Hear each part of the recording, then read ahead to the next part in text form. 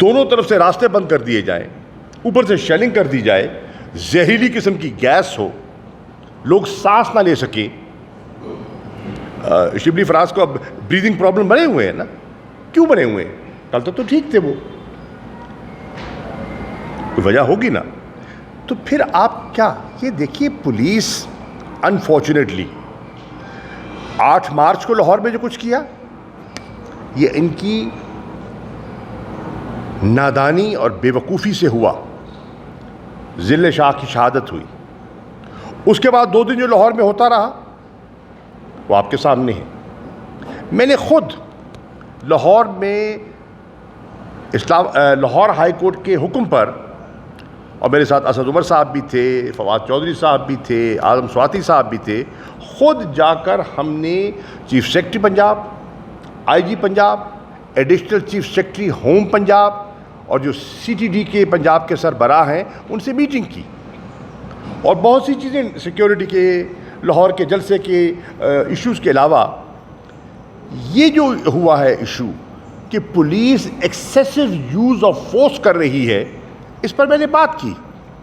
میں نے بتایا ان کو, میں نے عدالت کو, جسٹس صاحب کو کہا کہ آپ کے جو ڈی آئی جی آپریشنز ہیں اسلام آباد کے شہزاد بخاری صاحب, جب وہ ایک انڈرسٹینڈنگ کرتے ہیں, اور میں ان سے درخواست کرتا ہوں کہ سیز فائر, ہم ایک راستہ نکالتے ہیں, ایک قانونی راستہ نکالتے ہیں لوگوں کی جانوں کو بچانے کے لیے, اور خان صاحب سے میں مذاکرات کے لیے جاتا ہوں, بات کرنے جاتا ہوں, اور وہ شیلنگ شروع کر دیتے ہیں گھر کے اندر. تو حالات کون بگاڑ رہا ہے؟ کہتے ہیں نا, نادان دوست دنا دشمن سے زیادہ خطرناک ہوتا ہے. یہ نادان لوگ ہیں جنہوں نے پٹھا بٹھا دیا ہے سرکار کا.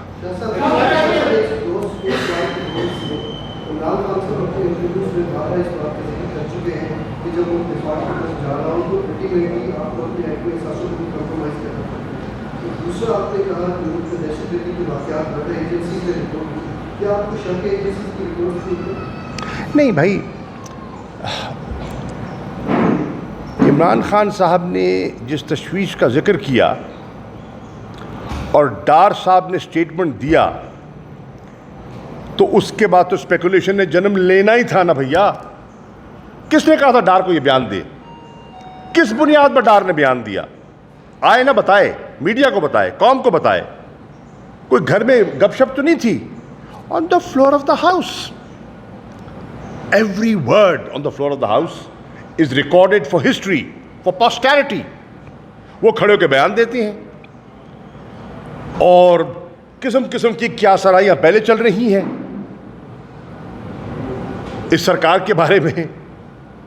یہ کہاں سے جنم لیا, کیسے آئی, سازش کہاں, مداخلت کہاں؟ تو پھر یہ چیزیں تو جنم لیں گی بھیا.